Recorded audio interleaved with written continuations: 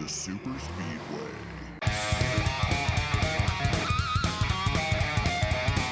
I did all I could do to hold him off, and he got under me and just released the brake, gave me no option, right? And he kind of just ran me up into the wall. And if I could have got to him, he was going around after a move like that. I just couldn't get back to him. Welcome to episode 361 of the SuperSpeedway Podcast, recorded Monday, May 19th, 2025. I'm your host, Eric Young, and I am joined, as always, by my co-host, James Kuch. James, it's the post-All-Star Race edition of the podcast. How's it going tonight? It's going. We're going a day early. I'm all out of sorts. Yeah, same here. I don't know. We haven't done we have had such a nice balance on Tuesdays. I know, it's been great. And when we decided to go tonight, I was all out of sorts. Frickin' kids' birthdays. You know, kids' sports, kids' birthdays, vacations coming up. We're going to be all over the map a little bit. So yeah. I'm going to have to get over myself. Yeah. Suck it up, man. Got to get used to some change a little bit, right? Yeah, I know. I like being in a rhythm. I'm a creature of habit. What can I say? Well, we don't get to discuss a fight tonight like we did last year after this race. Nope, no fight. Hard to believe it was only a year ago that happened. Yeah, I know. The shorts made a comeback though. Yeah. Stenhouse brought the shorts back. Of course. That was good. But despite the excitement of the fight last year, I would argue that this was a significantly better race than what we saw last year, wouldn't you think? That was a really good All-Star race. I was thoroughly entertained. I tweeted last night that this may have been the best All-Star race since 1992. Ooh. And it may have been the best All-Star race ever. Hear me out. Okay. All right. 1992 was not a great race. Mm-hmm. 1992 was a great finish. Mm-hmm. We've had great All-Star moments. Mm-hmm. But have we had an All-Star race that really just was good all the way through? Because this one was pretty good all the way through. Well, I feel good about a couple of them. Okay. Let me just throw some out. Let me guess. Which one did Tony Stewart win? Well, that was a good one. That was actually a good one. 09 is a good one. If you go back and watch 09, that was really good. That was probably the best one since maybe 94. I was going to throw 94 out there when Jeff Bodine won. Yeah. That one was really good, but that's hard to remember. But that's the great thing about NASCAR Classics. You can go back and watch some of these. Right. But you're right that there have not been that many. There's been a lot of great All-Star moments, but there have just not been great All-Star races. I would even say 92 was a great moment. Yeah. The All-Star race itself. It wasn't a great race. I just watched it not too long ago. It was, it was exciting to see Davey come through the field, but it wasn't, again, there were moments. There were a couple moments where he went 3 wide and it was exciting, but otherwise it wasn't. Was it 87 or 89 when Rusty and Darrell tangled up? I don't remember what year that was, but again, it's a moment. A great moment. Yeah. And this one will be remembered for Michael Waltrip throwing the yellow flag on the track. Well, that's what I was going to say. This one doesn't really have a moment. And honestly, no, it's just a good race. This was a good race. Honestly, a lot of people, Joey was not happy with the promoter's caution, but the promoter's caution really was probably a caution that was going to happen anyway. So the gimmick was kind of taken out of it because... Are you saying that Joey Logano was mad at the promoter's caution, which was promoted? Right. They knew it was coming. Well, everybody in the field knew it was coming. Well, okay. Before we get off on the team, all right, I know we're all over the place. Here we go. It's Monday. Christopher Bell won the All-Star race. Yeah, did he? I know nobody comes here to listen to who won the race. You already know, so I'm not too worried about not hitting on the leader or the winner. But yeah, it was a good win. He did well to get that starting position and was able to battle back with the right strategy decision at the end. But you heard in the intro, Joey Logano not happy with how Christopher Bell raced him. I already know the answer to this question, James. Ask it anyway. Did you have any issue with the way Christopher Bell raced Joey Logano? What issue? Exactly. He didn't even rough him up. Joey, I tell you what, if Joey wants to go full villain, he's heading down the right path. What a stupid thing for him to say. Honestly, I can't believe it. He did less than William Byron did to Joey Logano when Joey Logano punted William Byron. Yeah, that was, oh man. Yeah. Well, Joey's got a little bit of a history. Bell did nothing. I watched it again. I watched the onboard from Joey's car today. And he just ran him. He just ran him wide. He rubbed him a little bit. It was a freaking short track, Joey. This is how short track racing goes. And yeah, he didn't dump him. He didn't, he didn't He Austin could've. Dillon him. Yeah, he didn't Austin Dillon him. Right. I mean, I know this race was really good. It was hard to pass. And that's hard to say when you have 18 lead changes. I understand that. Well, I'm gonna use that for an argument too in a minute. But the hard to pass thing actually was good because there was a lot of side by side racing throughout the field because it was a good challenge to have. But Bell had to really earn it, and so what? It's a short track. You got to muscle people sometimes. Yeah, but it wasn't even. There was nothing there. There was nothing to be upset about other than the fact you lost. He didn't even fence him. No. I don't know. It was the cleanest pass you could imagine for an all-star race on a short track. I mean, it was super I'd clean. say it's even cleaner than a good old bump and run. Yeah. Like he didn't shoot him in the, you know what I mean? Like how many times did we see the slam into the rear bumper, shoot a guy way up the track 100%. and then like he could have done that. 100%. Didn't do that either. Mark Martin would have raced somebody rougher than this. I mean, seriously, like it was not a rough. First of all, Christopher Bell's super clean. And I don't know. I sat there as Joey was complaining about it. I'm like, what in the world? Like, seriously. I hope Joey goes back and changes his opinion on this. I really do. Like, I hope he comes to the Coke 600 and says, you know what? I was heated of the moment. I just said something I shouldn't have because I don't know. Even I understand because I listened to the audio. I understand that he didn't know that Larson was having issues really when the caution came out. So in his mind, they just threw a promoter's caution and it screwed him over. But even his comments about that, like he didn't even have a complaint there because again, on a normal race weekend, that probably wouldn't have been a caution, but it's the all-star race. That would have been a caution. They would have thrown the caution for that incident. Yep. And so there you go. Like the promoter's caution meant nothing as kind of expected it to happen.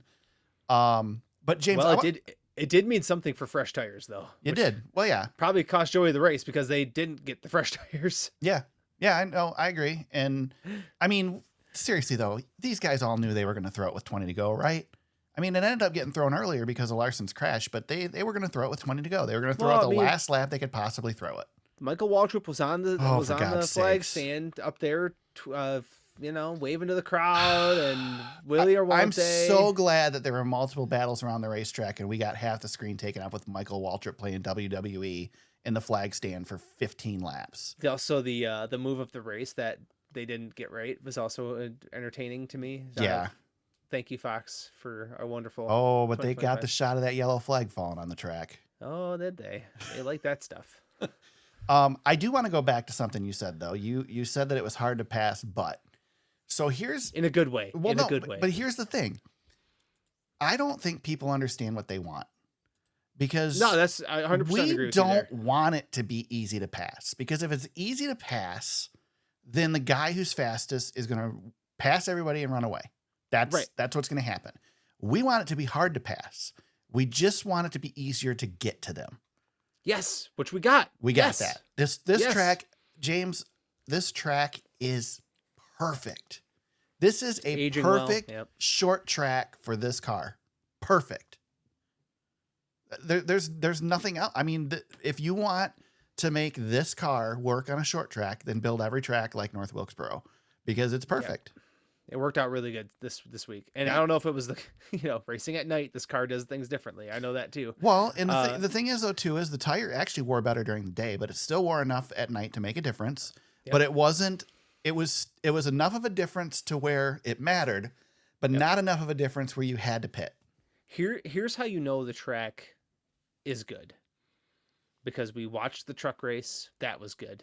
We watched the modifieds. That was good. Well, hold on. Well, the modifieds. That was a decent show. They had a really bad wreck, but James, for the most part, the longest green flag run in the modified race was 15 laps. Wow. 89 of 150 laps were run under caution. It wasn't okay. All right, I'll let you have that. Okay, all right. It's my black flag, bud. Okay, that's fine. Well, I've got my black flag. 61 green flag laps of 150 lap race. All right, well, I'll cross that one off. Okay, the truck race was good. The truck race is good. I enjoyed the highlights of the modified race. How's that? There you go. And then we had really you probably strong... with the highlights probably saw every green flag lap. Probably, yeah. I liked the but I thought the heat races were okay, but the open was really good, and the All-Star race was really good. That's what you want. Well, and both the Cars Tour races were really good as well. The Cars Tour stuff was good. Yep. They had good shows. I actually didn't watch the pro lates. I just watched highlights, but I did watch the actual Cars Tour. Oh, people race. were raving about how good the Cars Tour race was. Yeah. Oh yeah. So that's been good too. Yeah. They did a good job. So yeah, I mean overall this place is just spectacular. But you know there's another track that races really well that has progressive banking and flat turns and a half mile, and that's IRP. So we already know that this formula works. Yes. But to see the Cup cars out there, so the question becomes, and I don't know if Fox is either willing it to happen or knows something. Is it time to get rid of the All-Star race here and run a points race at North Wilkesboro? Yeah. This one's really tough because on one hand, the All-Star race is better, I think, than it's ever been here. It's a perfect All-Star race because the racing's good and you got that old-timey feel. Yeah. And the historical aspect of it, and it's just really good for the All-Star race. But why are we wasting a track that's so good when all of our short tracks suck? Why are we wasting the best short track on an exhibition and not running it on a regular day? I love the idea of racing here more. Oh boy, you can't keep the All-Star race here if you're going to run a points race here, though. That's the problem. I know. But here's some other things I like, and you tell me if this is feasible for a points race. Okay. I actually like that it's not that long of an event. I think the 250 laps on a Sunday night is actually really nice. That race was done around 10:30. Yeah. On a Sunday night. I like that. Yeah, but if we run a points race here, we're not going to race a night race here, I don't think. Yeah.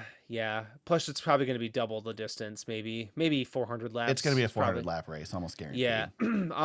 300 would be perfect, but it'll be a 400 lap race. Yeah, more cars on the track will be good. There's going to be a lot more lap traffic to deal with, I think that's not a bad thing. We have the truck race, though.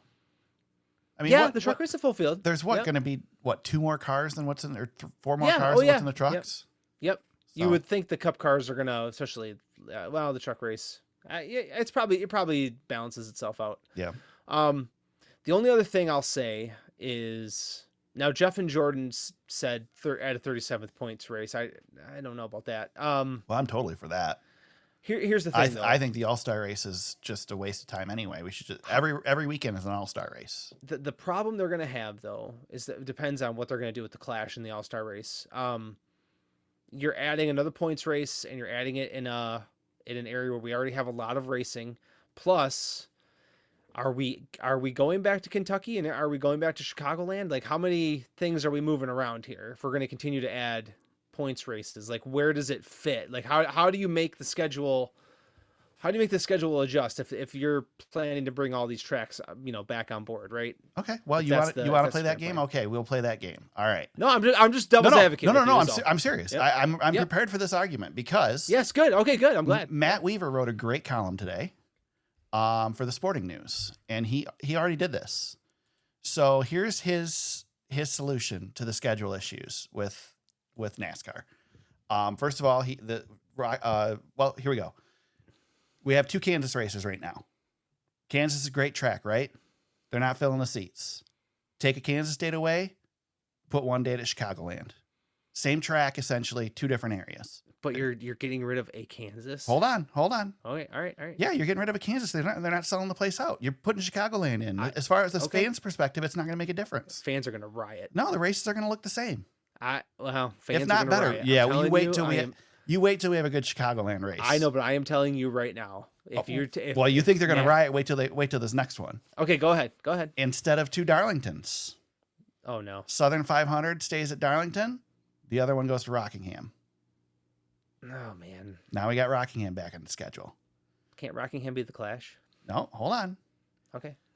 We've got 2 Bristol. We have 2 commenting in real time. We have 2 Bristol races. Don't do it. We're taking a Bristol one away. We're giving it to North Wilkesboro for points. That's no. We raced twice at Las Vegas. Take a Las Vegas date away, Kentucky Speedway comes back. Street course rotation continues. San Diego, Pacific Northwest, wherever they're moving around.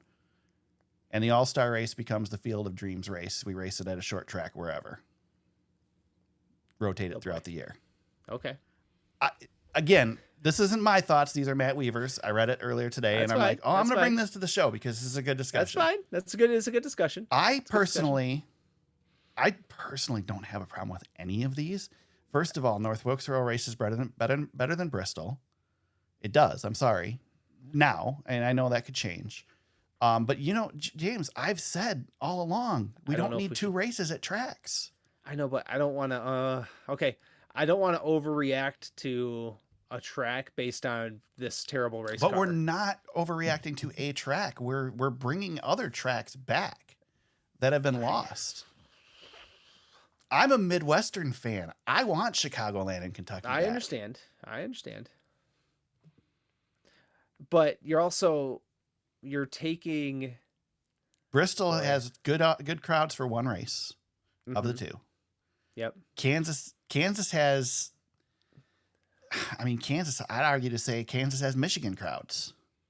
Yeah. So do they need two races? Taking, Michigan doesn't have two races. You're also taking Michigan's near Detroit. Why does Michigan not have two races? Kansas used to have two races because that's where Sprint was. Sprint's not here anymore. Again, though, you're taking fan favorite racetrack right now away. I don't know. The Chicagoland's going to be a fan favorite too. In theory, everybody's clamoring for it to come back. Could be. I think we know it's coming back. Vegas doesn't sell out. No, but Vegas is also going to probably get a championship event soon. Yeah, well, even better. That's their one race now. Oh boy, I don't know.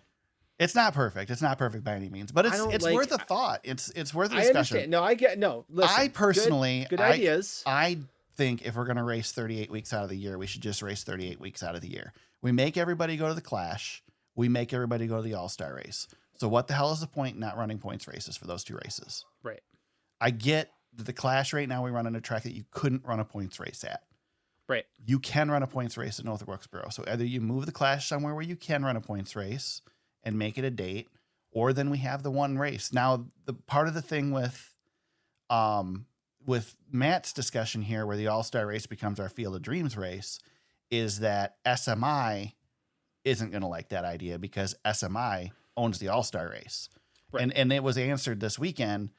I believe Matt's the one who said it in his article is, well, what's in it for us? If that race becomes a race that goes all over the country, they're not gaining from that. Right. So that's an issue. And maybe, I don't know, there's ways you could solve that. You could say, and one of the suggestions I saw was, okay, well, when the championship race is at an SMI track, then the All-Star race isn't. Yeah. Okay. That sounds like a pretty good deal. Yep. I think we should also be careful about freaking out over attendance in any of these races. Oh, I know. North Wilkesboro obviously packs them in, but it's we don't know what the numbers are there even, but it's not huge. No, I mean, it's got half the seats it used to have, and in '96 it was, yes, they could probably fill. It's a baseball stadium. Yeah, it is. Yeah. But they don't care about that. And they did announce that they sold out reserve seats, but they did not sell out this week. Yeah, and they don't care about anything other than TV ratings. Exactly. Anyway. Exactly. Oh, there it was. You're talking about ratings. I know. Stop talking about ratings. You don't want to talk about ratings anymore. I know. I didn't. I wasn't saying them. I'm telling you what NASCAR cares about.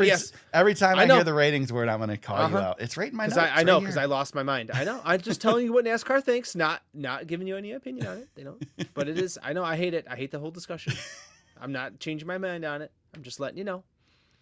I guess bottom line to me, James, is I think this track deserves a points race. I love Darlington and Bristol so much. Don't take my Darlingtons and Bristols away from me. You know my thoughts on Darlington. Bristol, my worry is that we take it away right now and then we find it's something that works and then now we can't get it back. So I'm not real anxious to take a race away from Bristol either. But I still think there's room in the schedule to be able to make this work. There's races that we could take away to run a points paying race here. There just is. Okay. So did you hear Harvick and Dillon? The way Fox was talking about it, man, they're not going to keep dropping that unless it's probably heavily in discussion, right? Oh, and they want it too. Yeah, they want it. Yeah. Did you hear Harvick and Dale Jr. talk about this? No, I did not. They were talking about they should eventually just make the Clash and the All-Star Race a hybrid, and it's run it when you can. Doesn't have to be at the beginning of the year. Doesn't have to be in the middle of the year. Like, run it when you can. Yep, I agree with that. And make it and just make that the All-Star Race. But it's now you just call it the Clash. I'm good with that. You know what else happens? You know what else happens if you take the Clash and the All-Star Race and make them points-paying races? What's that, Eric? You can add them to the playoff rounds. You can add 2 races to the playoff rounds to make the final round a 3-round race and not have to change up the schedule a ton to do it. Good, yeah. So. I think they're going to look at changing the playoff format. So. I think there's changes coming there too. I don't know what it's going to be, but I think there's changes coming there too. And I'm actually almost disappointed because I kind of think that, I don't know, I kind of prefer what we got. But anyway. Yep. Can we just recognize the fact that just a few years ago, this track was so in the weeds and so destroyed that we were never going to step foot in this place again. We were getting scanned for iRacing. We were told by SMI to give up on North Wilkesboro. It's not going to happen. It's great. And now it's the best short track in NASCAR. It's the best. And it's beautiful, man. It is absolutely beautiful seeing that place. And here we are. NASCAR finally listens to the fans, right? They never listen to the fans. The fans tell you, hey, they listen to the right fans. They listen to the right fans. I know. The fans are like, listen, we got to go back here. We love this. and it worked. Yep. By God, it worked. Yeah. So I don't know. I think what's funny to me too is I enjoyed this race, but I couldn't help. I don't know if you thought this. I couldn't help but think, man, if this was just a better race car too, this could be even better. And this was a really good event. and I'm like trying to enjoy it without thinking about the dang car, because that's where our conversations seem to be going a lot these days, is the dang car. Yeah, I don't know. I'm like, that was a good race, and I don't want to take away from it. I am just happy when we get what we want with this car. Especially somewhere finally get a good rate. Yeah, finally get a good event. Especially somewhere that we haven't gotten that, you know? Yeah, well, Joey stunk up the show last year. Yeah, he tried to do it again this year. Larson stunk up the show the year before, but this finally was a good race. Yeah. And you know what? It didn't have to be, because, again, Joey got out front and he was going to run away with it again. If it wasn't for that pit stop, he was gone. Well, the pomp and circumstance of the promoter's caution was abhorrent. Yeah. But promoter's caution was a good idea. Yeah. The fun flag. I stand by the fun flag. I honestly would like to see them do the short track thing if they're going to keep the All-Star race here and do it, instead of doing the promoter's caution, let's do the short track thing where after so many laps of green flag, we throw a caution. Yeah. Rather than this whole, when are they going to throw it? But we know when they're going to throw it. SRX worked when they did it. Yeah. That's what SRX used to do. Yeah. I mean, you knew this caution was coming with 20 to go if there wasn't an issue. Yes. So, the other thing I liked, that was really the only gimmick of the race. Yeah. We didn't have different tires. We didn't have different blah, blah, blah, stage this, not, this, that, and the other thing. Like, that was just a race. Yep. It's kind of old school. Just go race. Yeah. I loved that. It was perfect. It was absolutely freaking perfect. We didn't have a fight. We didn't have that's the thing. We didn't have a major wreck, but hey, we didn't need it because this race is great without it. Yeah, we didn't need a wreck, no. Honestly, didn't need the fight either, to be honest. There was so much battling going on throughout the field, too. It was good, and I don't think we saw half of it. Well, that's... I'm not going to blame Fox for that. I thought Fox did a pretty good job of staying up front when there was battles up front. There were a couple times when they'd cut away to something else. I caught myself yelling at the screen, don't change cameras now. Right. I did that a couple of times, and then there was one time where they were talking about brake glow, and I was like, okay, this is the fifth lap of you guys zoomed in on a tire. We get it. We know what brake glow is. Yeah. Other than that, it wasn't terribly bad. Yeah. No, I thought it was a great, just great all around event. Definitely, Yeah, they did a really definitely good job my with it this favorite year. all-star race in a long time. Yeah, same. Yeah, same. And Joey Logano didn't win, which I'm not gonna complain about. I know. After he threw that big fit. At the end, I was like, I like Joey, but man, I didn't want to see him win this race again, especially leading 140 laps, 139 No, laps. it was better to see Chris Bell go get it. Yeah. Yeah, I mean, Chris, I really want to see Ross get up there. I wanted to see what Ross would do if he got a bumper. Well, to somebody. he was looming. And I kept thinking, I'm like, boy, all I thought was is if they give him a chance, yeah, he's gonna get in there and blow it all up. I honestly was waiting for him to dump Logano to get a caution to get a chance. I was surprised he got back in it after his spin too. That was a good effort by the one team. But I mean, seriously, somebody up front there. There's only a couple guys in this field that I would go, I could see them causing a caution because they're close and getting a shot. Yeah. He's one. Yeah. Carson Hocevar's one. Yeah, Carson's John Hunter Nemechek is one. Yep. That's probably about it. Well, Stenhouse or Dillon probably. I would throw Kyle Busch in there too. I think Kyle's all talk about doing that though. I don't think he'd actually do it. He's a clean racer. That's the problem. But he's grumpy though. Grumpy racers on a losing streak. Yeah. Tend to make some different decisions. We've seen this before. Right. Well, I tell you what, if it was for a playoff berth, I bet you'd do it. I think so. Yeah, we see what his teammate did for a playoff berth. Right. Once that NASCAR took away. Yeah. Yeah. No, just excellent. I mean, I don't really know that I have anything else to talk about with the race. I think we pretty much covered the main point of it. I was thrilled to watch Larson. I know he didn't have the finish, but I mean, he spent all week in Indy, qualified for the Indy 500, shows up, starts in the back, and I'm just kind of keeping an eye on him. Like, he hasn't even been in the car here all week. Yep. I'm like, oh, here he comes. All of a sudden, he's leading. And I'm like, God dang it, that guy. 5 laps led. I know. He got up there, had a chance at it, but he screwed the pooch again. Yep. Which he's been known to do that before. Yeah, a couple times. Sheesh. Brad Keselowski with luck that continues to just suck. Oh, man. He was great until he lost the lead. Too. I know. He had a great heat. Yeah. Won his heat. Yep. Yeah, he's just snake bit. Yes, he is. That whole organization, honestly. Yeah. Chris Buescher's still fighting off a penalty, and then we've got the other situation that we'll talk about. Yeah, we'll get there in a minute. We'll get there in a minute, but yeah, the whole organization's just kind of snake bit right now. Yeah. He's the worst of the bunch. First All-Star win in his 5th try for Christopher Bell. And I believe that officially locks him in now, right? He's in the All-Star race for good now because he's won an All-Star race. Is that how that works now? I don't know. It changes every year. Who knows? It changes every year, yeah. Let's see. First victory, first top 10 finish in 3 races at North Wilkesboro. Couple stats from this race. 59 green flag passes for the lead. Series most all-time in the All-Star race. That's 2005 through 2025. Apparently, they're not counting the Winston. Okay.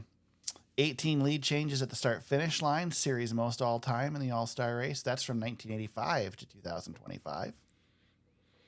So, interesting that those numbers are different.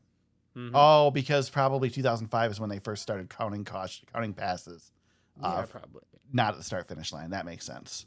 Yeah. 1,426 total green flag passes, second most all-time in the All-Star race. The record is 1,493 at the 2018 Charlotte, which I believe was the experiment with the louvers and all that stuff. Oh, God. Do you remember that? Yep. Jeez. Yep. 8 different leaders, tied for second most all-time in the All-Star race. The record is 9 in 2002 at Charlotte. And Chevrolet won the first ever manufacturer's showdown at North Wilkesboro Speedway, that thing that happened during the race that none of us cared about. Can I admit something to you? I was waiting for this. Okay. I never knew who won that whole thing. Yeah. I never knew. Well, I didn't know until I just read that. Yeah, and then you read it, and I go, oh, Chevy won it. I had assumed Chevy won it. Yeah. I didn't care. No. Good try, guys. Nobody did. We cared about that almost as much as we care about the fastest lap each week. Isn't and almost as Dennis's- much as we're going to care about the bracket challenge. Yeah, I was just gonna tell you, isn't Dennis's tournament starting soon? Is it during Prime? It's during TNT, right? I don't think Is it's it during Prime. TNT or Prime? See, there you go. Yeah, I think you it's- said it. I think it's during TNT. Okay, sounds good. Anyway, Wonderful. yeah. Yeah. So there you it'll go. Work out well. There's your All-Star race. Let's talk about the Open, James. Oh, the Open. Carson Hocevar gets the win to advance. John Hunter Nemechek, second place, advances as well. Noah Gragson wins the fan vote for the third year in a row. How? I don't know, Can man. I ask you how? I don't know. People love Noah. People love Noah, but how? Let me ask a question, and I'm trying to remember. This is a legit question, but I think I know the answer. Has the fan vote in the All-Star race ever been relevant in the All-Star race? I'm trying to think if anybody won from the fan vote. I know they didn't win. Casey Kane? Yeah. Oh, yeah, they have. They talked about this. It's happened before. Happened a couple of times. Casey Really? Kane won from the fan vote. Yeah. Okay. Yep. All right. Well, So I guess it has mattered some. yeah. Okay. I'll give him that. But the big story of this race, James, obviously, Ryan Preece hits the choose cone, which he claimed he couldn't see. Fox showed a video of the front stretch, and you couldn't find it. Nah. So much so that NASCAR repainted it before the All-Star race. Are you ready for my black flag? Sure. Ryan Preece and RFK Racing, quit crying. The rest of the field didn't hit the cone. I know. You are the only ones who hit the cone. Yeah. And we're supposed to feel bad for you? I don't think so. Well, and here's the other thing So, is black flag. Not only is there something painted on the track, but there are triangles on the fence. Yep, they are very big, bright triangles. And you're told you're not supposed to like nick the thing. You're supposed to make it obvious. You're supposed to clearly be above or below it. Like, why would you just not run your lane until you're certain you're past it? Just run down to the bottom. If you know you're going low, just go low. And if you know you're going high, go up towards the wall. Be done with it. What are you doing? Yeah. Why are you cutting it close? This was the same thing as code words screwing up. It's just a unforced error, and it's just you're just overcomplicating things, making things more difficult, and causing your own issues. Just NASCAR. Shut up. NASCAR repainting the line. NASCAR repainting the line is pretty freaking funny, but it is. But you know how we solve this problem, right? Rules are rules, man. You know how we solve this issue? Put a cone out there? No, we get the drone from SRX and fly the drone in for the choose. Oh, NASCAR had the drone at the dirt track, remember? That's right. No, that's great. It was NASCAR that did it. It wasn't SRX. It was NASCAR. Yeah, NASCAR had the drone. So there we go. Yeah. Come on. Did you see? Okay, my favorite part about this, though, now, okay, I've already given up my black flag, so now I can have a little more fun with it. Well, I gave up mine, so we both. Preece grabs a cone. Did you see this? No, I didn't see that. All right. Preece grabs a cone in the infield and hauls ass all the way up onto pit road, onto the fence, puts the cone on the fence and walks away. And left it there. Oh, my gosh. Oh, man. NASCAR has to call that rule, though. No, they have to. They have to. Yeah, they have to. They did the right thing. Oh, man. So funny, dude. There are fail safes put in place in case you can't see the box. There are. It just I know. And everybody who hits it makes the same excuse, but so few people hit it that nobody it's ever not a hits problem. it. Yeah. I know. We've had it for years now, and it's hardly ever been hit. It's not only have we had it for years, but it's all over the freaking country now. Short tracks all over the place have the same thing. Most of them have switched to the same symbol painted on the racetrack. Very few of them use cones anymore. Well, if they wouldn't have covered up the markings with the burnouts from the electric car. Yeah, was it the electric car? Or was it from all the modifieds? I know. Spinning? I think it was just from all the racing. The freaking modifieds. I was wondering if they had to call out and order more speedy dry after the modified race, because holy hell, it was a dirt track by the end of that race. Yeah. My God, I couldn't believe how clean they had the track for the All-Star race, to be honest. Yeah, well, they didn't paint the cone, so. Man, I just don't want to hear anybody crying about it. And then I go on to X and I see all the accounts are boo-hooing, and I'm like, what Nick Bromberg have to say about it? I'm sure he had something to bitch about, right? I didn't look. He was too busy ripping on the $1 million purse again. Well, now hold on. I'm gonna actually. I saw what you were doing. You were upset with Nick. I was. I don't disagree that the race doesn't. Well, pay everybody enough. was saying the same thing, so it's not just a Nick Bromberg thing. But I don't disagree that it doesn't pay enough. But for God's sakes, this race was a win. Don't go on social media immediately afterwards and bash the thing. Did he respond to any of your? No, some crony did, but other than that, no. I was waiting to get blocked. I was ready to get blocked. I was surprised. You went pretty hard. I wanted to keep going, but I'm like, okay, two tweets is enough. I didn't want to defend Nick, so I just stayed right out of it. I didn't like anything. I just stayed right out of it. I thought I was pretty fair. I just said, shut up, Nick. That's all I said. You did. You said, shut up. And then what was the other one? Go away. Go away. Yeah. You said, shut up and go away. Just so tired. There's nothing more frustrating than going on social media. Got on your nerves last week. Reading all the praise on social media and then seeing him pop up with something negative. There's nothing negative you could pick out of this race. And there's Nick to pick out something negative. You know what's funny is he was out of your algorithm. He was out of your algorithm for a while, and then you got upset with him last week, and now he's popping up. He's popping up. You spoke his name. That's why. I know. I spoke his name. You did. Yeah, you did. I was going to not say his name at all. So maybe it's my fault. Probably. Yeah.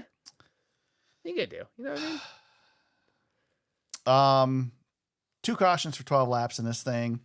What do we have for lead changes? I don't know. It doesn't even say. Do we have a lead change? A few. They were battling. Where are the lead changes? It doesn't say lead changes in my thing. Oh, there it is. 1 lead change among 2 drivers. Oh, that's right. One other one we need to mention, Shane Van Gisbergen, who had the car. I mean, he ran great in the heat. It was a good race for him. What's that? It was a good race for him. Yeah. And then got shuffled out of the front, and that was it. Yep. And how about Michael McDowell's crew for winning the pit crew challenge? Yeah. It's a pretty big deal. Yep. Watching those juggernauts make little mistakes, and it's just freaking crazy, dude. 10ths of a second, 100ths of a second for pit stop differences. I know. It's freaking insane. I know. Yeah, we saw, going back to the actual All-Star race, there was a pit stop where Christopher Bell, he was faster than Joey Logano on pit road, and the crew was faster, and it came out to like a second. I was like, wow, that's a lot of time. Insane. I know. These guys are so fast. It's absolutely incredible. Really just good. Being able to watch those pit stops one by one like that. I watched the entire qualifying just because of those pit stops, and being able to see that and just see the little teeny tiny mistakes and how many people made them. And again, these juggernauts, these major teams that in the face of that pressure, all the eyes on you, one little mistake and that's it, man. That's all it takes. Yep. Couldn't believe it. I couldn't believe that Michael McDowell's team held on. So great job for them. Yeah, that's cool. That's some pretty big talking points there for them for the rest of the season. Well, there you go. There's your All-Star race, your All-Star Open. Anything else before we move on to the Truck Series real quick? No, I thought there was some hot tempers. Yeah. But for the most part, not too Eric bad. Jones wasn't happy. Well, he got absolutely destroyed. Yeah, he did. On the time, which I don't think he did much wrong there, but no, he was racing hard. I will say that. Yeah. Didn't Shane and Zane Smith have issues with each other? Is that? Yeah, they had a discussion after the race, and they were running into each other coming in from the Shane open. was laughing. Didn't Shane push him up towards tried to push him towards the the sand barrels? Yeah, that was good.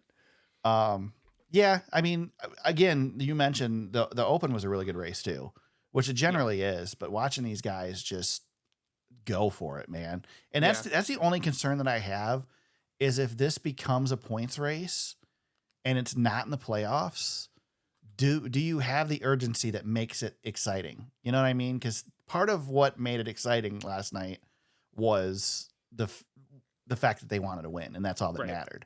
Yeah. I don't know if a regular race for 400 laps does that, but I'm still willing to give it a shot. So, well, there you go. Truck Series is in action on Saturday, the Window World 250. Crap, almost an afterthought. Day race with everything else going on in the nights and all that.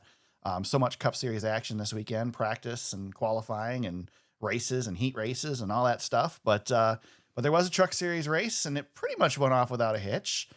Chandler Smith gets the win. Corey Heim, once again, has a race taken away from him. I thought of you immediately too. This one he led 162 laps on and finished 17th for his efforts after getting roughed up a little bit by old Layne Riggs, which now this is 2 races in a row that Layne Riggs has done that to somebody, yes, and also not won as a result. He did finish second though. But what'd you think of how Layne Riggs raced Corey Heim? Again, I don't think Layne did anything wrong. Yeah, I've kind of felt it was a tough like take, but he raced him harder than Joey was raced, but I think Corey wiped himself out. I think so. I don't disagree. I thought maybe we would disagree on that, but no. Yeah. No, I mean, I think the only thing that works against Layne Riggs is that he's now created himself a reputation. Well, So, but he said something I thought was really good. He said, that when you're up front battling for wins, there's going to be times where you're, in these types of scraps, right or wrong. And I'm like, yeah, he is mixing it up. So, well, and the other thing is when David is battling Goliath, sometimes David has to be a little rougher to win.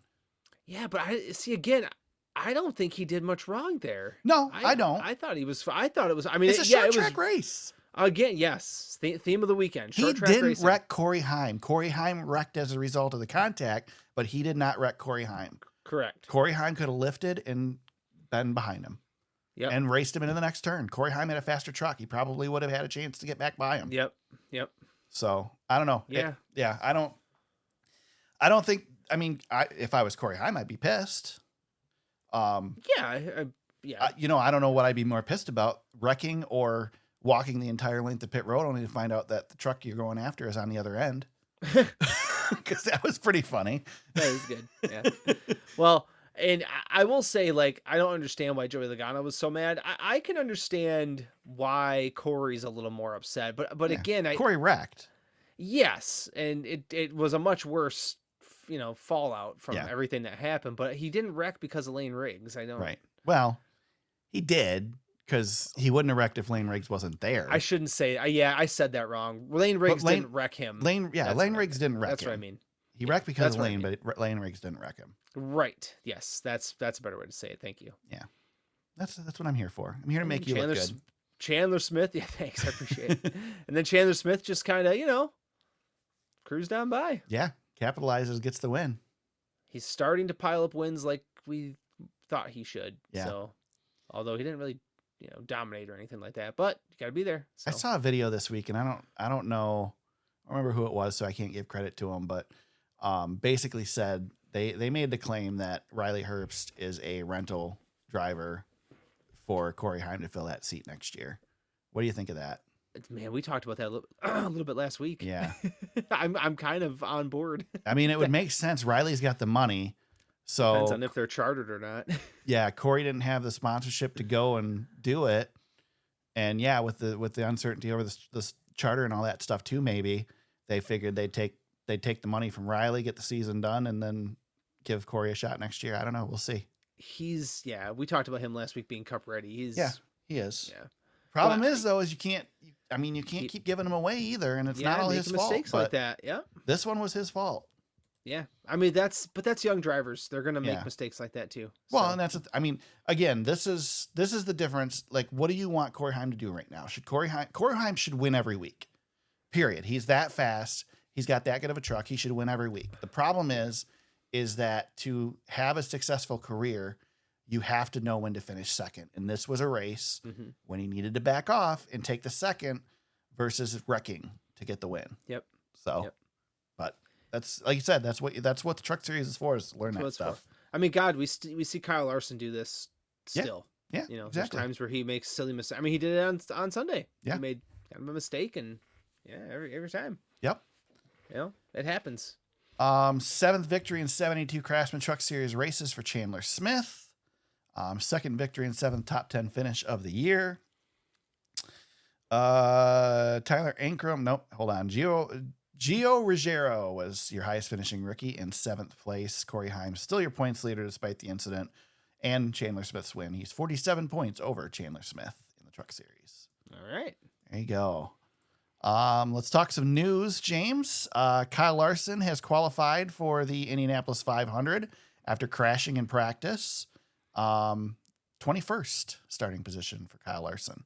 Well, technically he's bumped up. That's right. Yeah, he moved up 2 spots, right? Yeah, I don't know how it works. Penske. I don't know how the Indy 500 works. Does he move up the positions or does the row You move? know what? I think they do. I'm gonna say I think they do. I'm not 100% though because because the Penske guys are going to the back. So yeah, I don't think it's like F1. Yeah, it depends on because if NASCAR does it, they'd put them in the back, but the row would move up.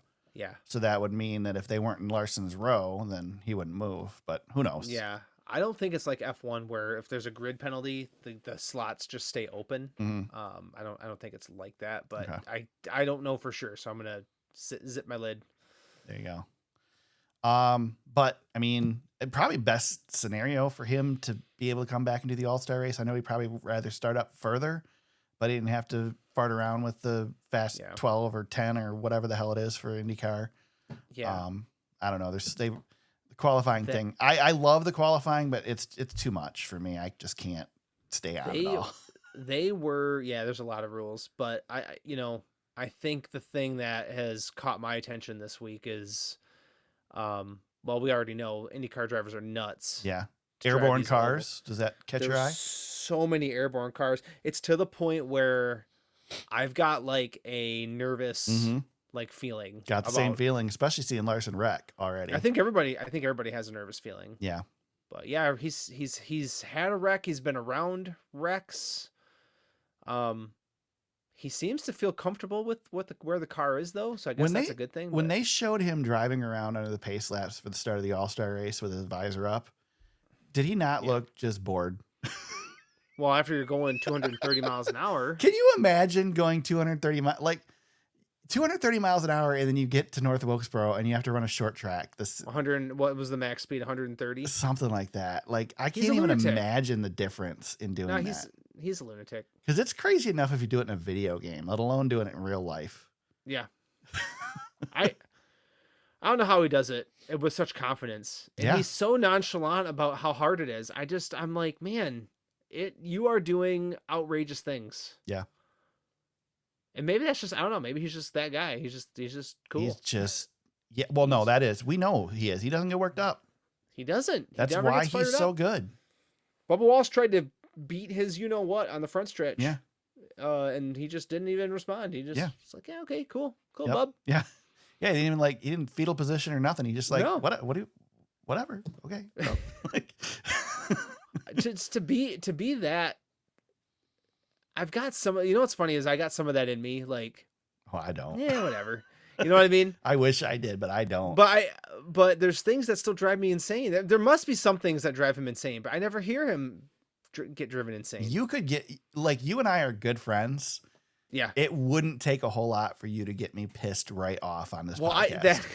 Like, we play the role and we joke around with it, but like it wouldn't be hard to get me. I know the buttons to push though. Yeah. You know, well, but even, I mean, it doesn't take a whole lot to get me going. My kids just had a hockey game last night and there were some disagreements and I get riled up pretty fast. I'm the Kyle Busch where I would say something really stupid.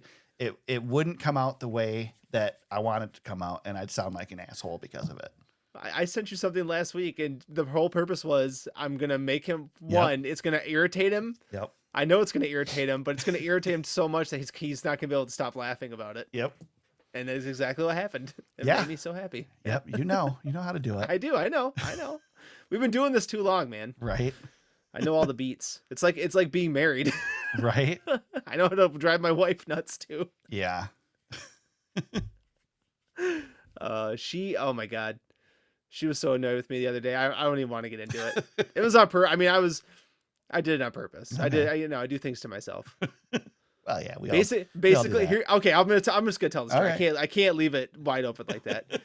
There was a situation and, let's just say I gave her some advice for a long time. And, she went to dinner with her girlfriends the other night and came back and they gave her the same advice. I was like, oh, that's great.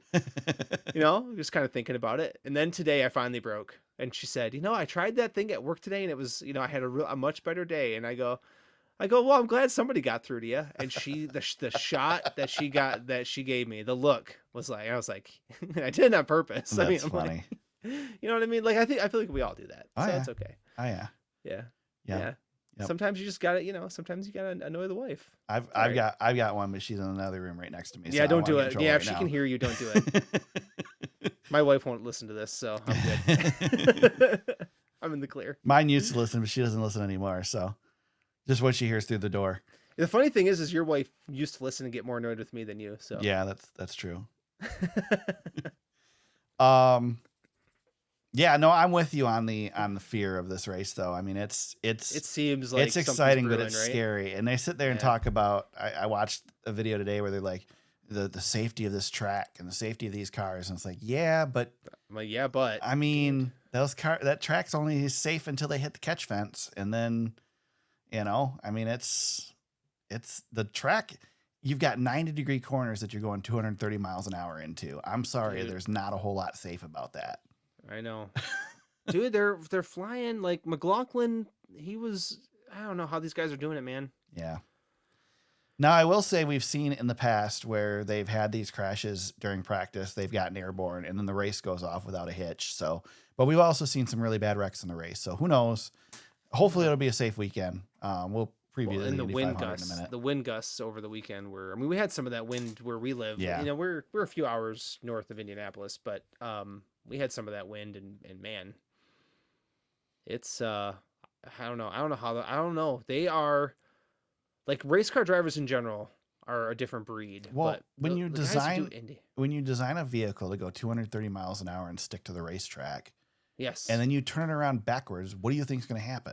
I know. Same thing we say about the Cup cars. Well, that's the thing. We talk about the Cup cars, and it's like, well, the cars are going slower, but they're lifting off easier. Well, yeah, because how much downforce do you have on them now than what you used to? Yeah. That downforce in reverse is lift. Yuki Tsunoda in F1, he flipped his Red Bull this weekend in practice, and it was those F1 cars, like, they fly, right? They're rockets. Yeah. But he wasn't going half the speed that they were at Indianapolis, flipping upside down. And I was like, God dang, that looked horrible for him. And I'm like, and I think about all the stuff that's going on in Indianapolis. I'm like, geez, man. Well, we don't race at big ovals anymore because of the danger, but we still race at this place. Dude, they canceled an event in Texas. Remember that? Yeah. Because of the G-forces? That was CART, because they were a little faster than the Indy cars. Jeez, man. Yeah. Well, Texas had some horrid. There's a reason they don't race at Texas anymore. That place had some. Yeah. Well, that place had some stuff going on. We had a car fly, 300 yards or something like that at Michigan down the backstretch in IndyCar. That's why they don't race there anymore either. I was watching that live. Unbelievable. Dario Franchitti. Oh yeah, he's had 07. He's had some wrecks. That was nuts. Yeah. Yes, it was. Man. Wow. Connor Zilic, all healed up, ready to race the Xfinity race at Charlotte this weekend. So good to see that. Yep. Hence the reason he took that extra week off was probably a smart play. So he'll be ready to go. Yeah, why not? I mean, the system allows for you to do it. Take it and heal up. Yep. You're young, a lot of career to go. Oh yeah. Yep. So and you could still race for the championship. Like he's not out of the. That's what I'm saying. Like there's absolutely no risk to doing that. Where there's a ton of risk to racing. So right. Made the right decision. Yep. Amazon has announced no full screen commercials during green flags for their 6 races in the Cup Series. It's going to be such a relief this week. I know. I'm excited. Although I don't know if I'm going to get to watch it live, so I'm going to get to experience Amazon on delay for the very first race. So we'll see how frustrated I am. Yep. We shall see. I know that I messed with it a little bit with football stuff, and it seemed to be okay. So I'm hopeful I'll be all right. But it scares me every time we try something new. Well, it's 5 weeks, right? Yeah. We can make Is it 5? Is it 5 or 6? I think it's 5. Is it only 5? Okay. I think it's 5. Yeah. I mean, I'm looking forward to what they do and what they bring in, because I have a feeling we're going to see some stuff we haven't seen before. So hopefully it works out good. Well, at the end of the day, in Junior, I trust. Yeah, there you go. Junior's running the show over there. Same with TNT. Yeah, exactly. I think the summer run here is going to be really good. And then NBC, I think we can trust. Yeah, I think so. Man, the celebration that Fox is not covering races anymore online is just hilarious. I know. I decided not to do that this week because I kind of feel bad about it. Because it's kind of always a bummer when the season's over for somebody. I'll tell you what. As soon as Christopher Bell crossed that finish line on Sunday, I turned it off and said, "I'll see you next year, Fox. I'm not sticking around for any goodbyes." I'll miss Harvick, but I get to hang out. I get to hang out with him later this summer out at Owasso when he races his kids. Yeah, and plus his podcast is really good. Yeah, he's had Dale Jr. on last week. He'll be around. Harvick's around. Yeah, be good stuff. I don't think we talked about it last week because it came out after we recorded our episode. But Chris Buescher's team was penalized at Kansas for the front bumper cover. Some issues with that. And so we did get an update today that RFK is going to appeal that penalty. After a thorough review of the penalties issued to the number 17 Ford Mustang, RFK Racing has decided to appeal NASCAR's decision. We respect NASCAR's commitment to fair competition and appreciate the opportunity to engage in the appeals process. They must feel like they've got a case, or else they wouldn't do it, because it's a very hard process now. NASCAR's tightened up the rules. Well, especially when they I guess it's the All-Star race. Of course, they're going to have their crew chief sit out, and that way, if they lose the appeal, that they don't lose a points race. But still, didn't somebody get the appeal made recently? What was that one? Dang it, I can't remember who it was. I don't remember either, but I think you're right. Yeah, was it Hendrick? I don't remember. Alex Bowman? I don't know. I can't remember now. Gosh dang it. We are a professional podcast. Yeah, right. Well, professional. We don't really get paid to do this, so I don't know that we're technically professional. Yeah, we're pros. That's okay. We've been doing it long enough. It's a resume thing. Yeah, there you go. So yeah, I mean, it is what it is. We'll find out what the appeal leads to and what occurs. But like you said, it's pretty rare you get one overturned. They've really tightened it down. So not really expecting anything to change here, but who knows? Could happen. Right. So, and there you go. That's all the news, unless something broke while we were in the middle of doing this podcast. The only thing that we didn't touch on really quick, and this isn't really a news item, and it's not really anything else. Pop. Richard Childress. Oh yeah, he was not real happy with. He was not happy with AJ Allmendinger. What a shock! Yeah, I saw somebody. I can't remember what they said, but they were like, because Richard said, well, you see the 12 team, they're blowing motors, and the 48, they've blown motors, they've had engine issues. You don't hear anybody screaming and crying at them. Yeah. And the only thing I could think of was, I was like, well, yeah, they're not taking a Briggs and Stratton under the hood compared to what you guys are trotting out there. Yeah, but it hasn't been an ECR issue, right? It's just AJ. It's an AJ problem, yeah. Yeah, I mean, and he's passionate. AJ overreacted. I'm sure he regrets saying what he said. I'm sure he apologized, but Richard doesn't care. No, I wouldn't either. I mean, Richard doesn't care. Richard's gonna take it personally, man. Yeah, we know Richard. Yeah, you supply the motors to the team. Like, you don't want your. Here's the thing. Do you think they had an in-person meeting? And do you think that Richard did the power move of? Did he roll up his sleeve and start taking off his watch? Show that watch. Yeah, show the watch. Just show the watch. I don't know, man. And then the meeting, then everything's resolved. That's what I'd do every time if I was Richard. Right. Yeah. Just start loosening the watch. Yeah. Just start fiddling with it. It's such a power move. Yeah. I mean, you rode in a car with that man. Yeah. Yes, I did. I don't know how you did it. He doesn't necessarily. He's not very concerned with authority. He is the authority. Exactly. Yeah. He's been here long enough. He's been through enough. He doesn't need to take crap from anybody. Until NASCAR takes his playoff spot away, then he's not technically the authority anymore. I mean, seriously though, if you are the chairman of the organization that supplies the motors to a driver, and that driver badmouths you, especially before the driver even knows what the issue was, how pissed would you be? Oh, Yeah. I mean, I'd be pissed. Oh yeah. So I don't blame RC for being upset over that. It's also not like AJ got on the microphone during the race on the front stretch and said it. He said it over his radio, but still.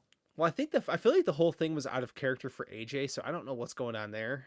But I don't think it was. If you've ever listened to AJ's radio, I think the problem is that some of these drivers, they need to take the Kevin Harvick advice and learn when to push the button and when not. Yeah, don't push the button. Yeah. Yeah, The button's right there. I know, but the button's right there. What you're not doing any good. And I know I say this as a person who you'd be all over that button. Listen, I enjoy it. Yeah. Don't stop pushing the button. Same. On my account. Yeah, but then take the wrath that comes with it as well. So that's gonna happen. Yeah. Yep. We already did our black flags, James. Any checkered flags for you this week? Yes, I do have one. Okay. Predictably too. Same one as me, maybe. We'll see. No, I know which one yours is. Never mind. There's a new top fuel points leader in NHRA. Yes, I know, because I just watched the video from his press conference where he became Bad Boy Tony again. The smoke show is on. Dude. The problem is, I love Tony, but when he starts doing the 5-minute rant about the people who talk bad about him, like, come on, dude, you're how old now? Like, get over this stuff. Hey, whatever it takes to motivate you. You know what I mean? Whatever. He was in tears after he won that. Did you see that? I saw that. That was I haven't seen that out of Old Smoke in a while. I didn't watch the whole Dale Jr. Kevin Harvick interview, but hearing Dale Jr. talk about hearing Dale Jr. talk about running Cletus's truck and how much more respect he has for what Tony Stewart is doing, I think helped me understand. Like, I already knew that what Tony's doing is nuts. Well, those guys are insane too, just like the IndyCar guys. But you sit there and you think, like, what do you got to do? What wins a race in drag racing? It's that initial reaction time, right? No, because you got to hold the freaking throttle down when you can't even see what's happening. Like, you don't even know. Like, all I did when Junior was talking about that, all I did was sit there and think about launching in the pace car off of pit road at Michigan and going, we went to like 0 to 80. Like, it was nothing. And thrown back in my seat and feeling disoriented, and then think to go as fast as they're freaking going in a top fuel dragster. Like, no way. I'd pass out, man. There's no way. Yeah. Well, I definitely have more respect for what they are doing, but also at the same time, if you think there's not much skill involved, I beg to differ, because this is the most I've ever followed Top Fuel anything. Yeah. I'm not a drag racing fan. But I know from afar how much of a struggle it was for him getting started, and I feel like he's figured it out now. Right. Which is kind of cool to watch. So it's been fun to watch from afar. Like I said, I'm not tuning in or anything like that, but I just love seeing that guy figure out something else, man. I don't know how he does it. You know the respect I have for Tony's ability and what he's accomplished. He just figures things out. It's crazy to me. I just get tired of the whining. I understand. It's okay, man. I'm not going to disagree with you. And I find it funny that you don't get tired with the whining when you there's hate things it when other people whine. Trust me, man. He's not perfect. He's not perfect. I understand that. I get that. It's like you're in the winner's press conference and you're bitching about people who post on social media. Like, shut up and enjoy the win. When Kobe Bryant was in his prime, I was his biggest fan for many years, and that dude had a lot of flaws that since his passing have gone forgotten. As frequently happens. Yes, and I'm glad people remember him for his ability now, but there were some flaws in his not just off the court, but in his game. Like, he was not a perfect basketball player by any means, but I'm glad that I'm glad that people see him that way. But I was there for the entire journey. Let me tell you, I loved every second of it, but it was not perfect. Same thing with Tony Stewart. I was there for that entire journey. Yeah. It was not perfect. I remember many times when he would punch a photographer or something, and I'm like, and you'd have to defend them somehow. And there was a lot of times where you couldn't quite defend him. It's kind of like one of those things where, like, you'd go on Twitter and you'd see Tony Stewart is trending and go, oh crap. I know. What did he do? I know. The thing with him, though, which has always been true, is when he's got confidence in what he's doing. Oh yeah. He can get to be where he's untouchable. How he won that championship. I mean, well, he does this. He goes on these historical type of things where he gets going like that, and Yeah. he might be entering that zone one more time here before. Good on him. His career's all Win set it down. all. Oh, they look happy. I don't know. I Yeah. don't know. Good for them. Take it. I'm enjoying it. It's fun. My checkered flag, I kind of hinted at it a little bit earlier, but just I'm going to cast a wide net here, and I'm going to start with Dale Earnhardt Jr., iRacing, Speedway Motorsports, everybody who put the effort in to bring this racetrack back. Yeah. What started as picking weeds to scan a track for iRacing has become the greatest short track in NASCAR. Just incredible what we've accomplished in such a short period of time. Hell, just being there myself a couple years ago, before they fixed it up. And you were there before they were going to make it a NASCAR track. Yeah, the shape it was in and having the discussion, like, could you fix it up to be a cup track? And then just a few months later, it was announced that we were running the All-Star race there. So, well, you remember famously they sold a bunch of tickets, right? Obviously you were there for the revival. Yep. And then there was also, they were going to run dirt races there. Yes, they were. And all of a sudden, yeah, when that got canceled, I knew the dirt got canceled, and all of a sudden the radar went up, and we're like, oh, yep. If they're not tearing this place up, they've got something up their sleeve. Yeah. And that's where we've been since. Yeah. Which I'm glad, because I was pretty worried that once they took the asphalt out of there that it might not go back in. Yep. So I saw a track that's just down the road from where I live now that had the asphalt taken up and dirt put in and failed and then almost went completely under, and now is a semi-successful dirt track, but I still would long for the days when it was asphalt. So yeah, yep. But good on everybody over there. What a success that North Wilkesboro Speedway has become, and hopefully we get to see some points racing there soon. But if we keep running the All-Star race there, I'm good with it, because it's a great event.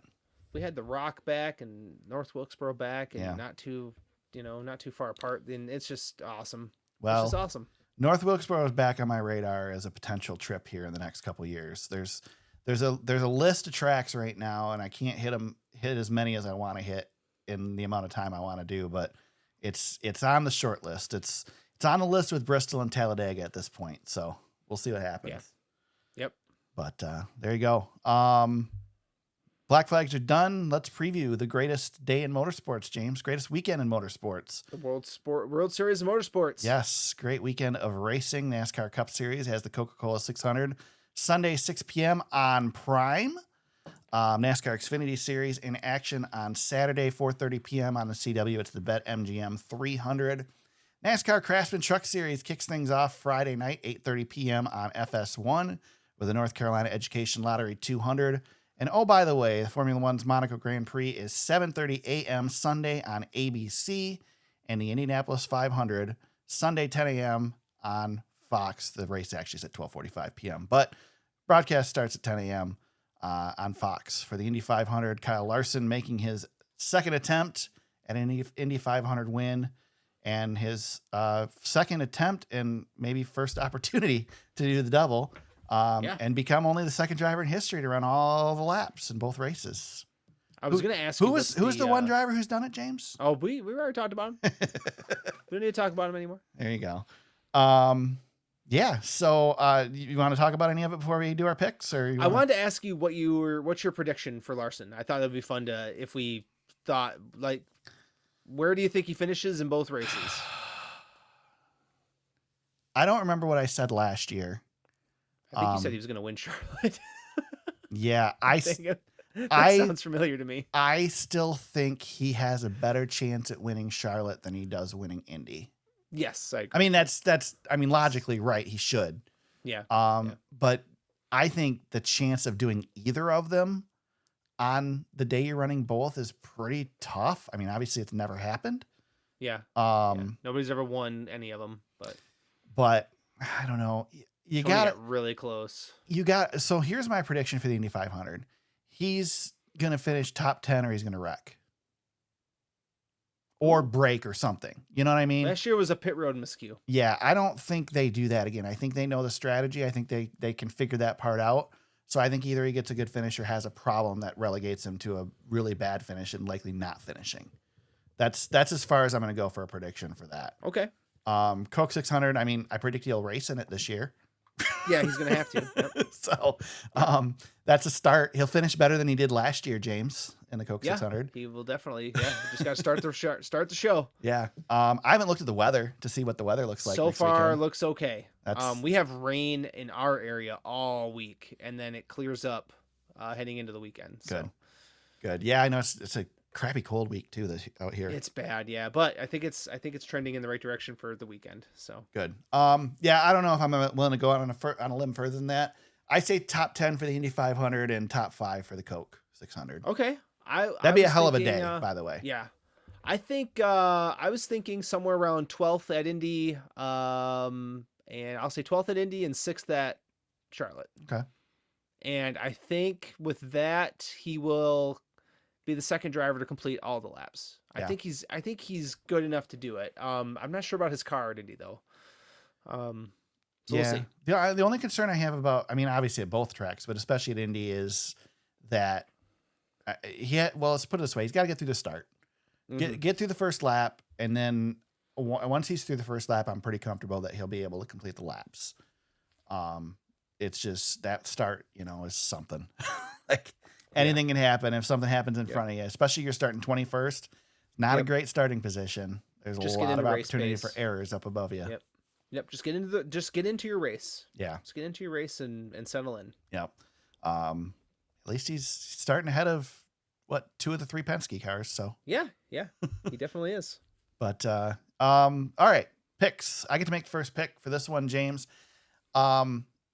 It's gonna seem a little out there unless you've looked at the stats, which I'm sure you have. So it's not gonna seem so out there for you. I'm gonna go Josh Berry as my pick for this one. Yeah, that's a good pick. He's just run well here, and he's in a better car than he was in before. I think his mile and a half speed this season is really, really good. I think you're setting yourself up for a top 10 minimum. Yeah, with that. Yeah, unless there's trouble, obviously. I mean, there's always a chance for trouble. But once you make your pick, I'll tell you my backup. Or my security pick. But, no, it's a good security pick. Man, this guy's got to get good luck eventually. And he's got a race win here in the recent history of this race. So I'm going to say Ryan Blaney. He's got to have good luck sometime. That's a good pick. I think he's fast, and he's just got to have good luck. Based on history, it looks like you should pick a Toyota or a Penske car. Yep. I mean, or really, Byron. Yeah, or Byron. However, my secondary pick would have been Ryan Preece. Yeah, Preece will be good. Still like what they're doing, and I feel like it's going to click one of these weekends. Buscher is not that far down the list too. The other thing I was thinking about though is you have to consider the fact that this is a 600-mile race. Yes. This isn't a race that you're going to just be lucky and be in the right place at the end. You have to maintain throughout the entire race. And I like Barry as more of a hard-nosed driver to be able to do that than I do Chris Buscher. Chris Buscher, yes, but definitely more than Ryan Preece. Yeah. So there's one that 19 car. Yeah. When Truex was here, and even when he was in the 78 car, but Truex always ran really, really good here, and I'm wondering if that 19 car will be have a solid day. I still want to see Briscoe do a little bit more. Yeah, they're close. They're so close. Well, I think he's going to top 5 it again. I really think like they found something. They've been pretty good. So that should work out for them. Reddick and Bell seem to be the best two. Yeah. Stats wise, Chastain's up there. I just don't know if they have the speed this year, but it's a long race. That's the thing. Things start to happen over 600 miles, Right. A little war of attrition. Yeah. Yeah. It'll be interesting to see. And 100-mile stages, even stages across the board. So 4 stages in this one, more points than any other race in the season. So definitely really interesting. Looking forward to it. Looking forward to good old Charlotte Oval race. Looking forward to the Indy 500, man, and I'll be tuned in for Monaco as well. Yes. Definitely got to do the whole thing. I'm not working this year on Memorial Day weekend. Well, not on Sunday anyway. So as long as the weather's good, I can watch should be able to watch a good chunk of all three. I might be going and visiting family, but the iPad will be on, and I will not be visiting as much. Yeah, Verstappen is going to try his darndest to get the pole and bully his way around that place. Yeah. So I will say the one race that I will be tuned into more closely than any of the three is the Indy 500, because it is really the one IndyCar race all season long that I actually care about. And sorry, NASCAR, but it's a bigger deal to me than the 600, unfortunately. Yeah, but it'll be a good race. I love the Indy 500. It's such a great race. It's so early in the season that you just, as soon as it's over, you're like, man, I got to wait until freaking May again. Like, come on. But anyway, so there you go. No need to talk about the fantasy league, James. So I think we're done. Nothing's right? changed. Yeah, standings are same as last week. If you want to hear it, go back to that one. There you go. So we're done a day early with the podcast. James, where can people find you on social media if they want to do a watch along with you during the Memorial Day weekend? At James Kuch on Twitter. You can find Instagram. You can find me at SuperSpeedway on X. As long as I am watching live, I'll be there checking the Twitters or the X or whatever you want to call it during the race. If I'm not live, I won't be looking at it. So sorry. We're on Facebook at facebook.com/thesuperspeedway. Our website is thesuperspeedway.com. Podcasts, Apple Podcasts, Spotify, YouTube, Amazon Music, Audible, iHeartRadio, wherever you find us today. Subscribe, continue to listen for new episodes each and every week. Greatest weekend in motorsports, greatest day in motorsports. This Sunday, we'll be back next week to break down the Coca-Cola 600, all the NASCAR action, and of course, Kyle Larson's run in the Indianapolis 500. Until then, everybody, let's go racing.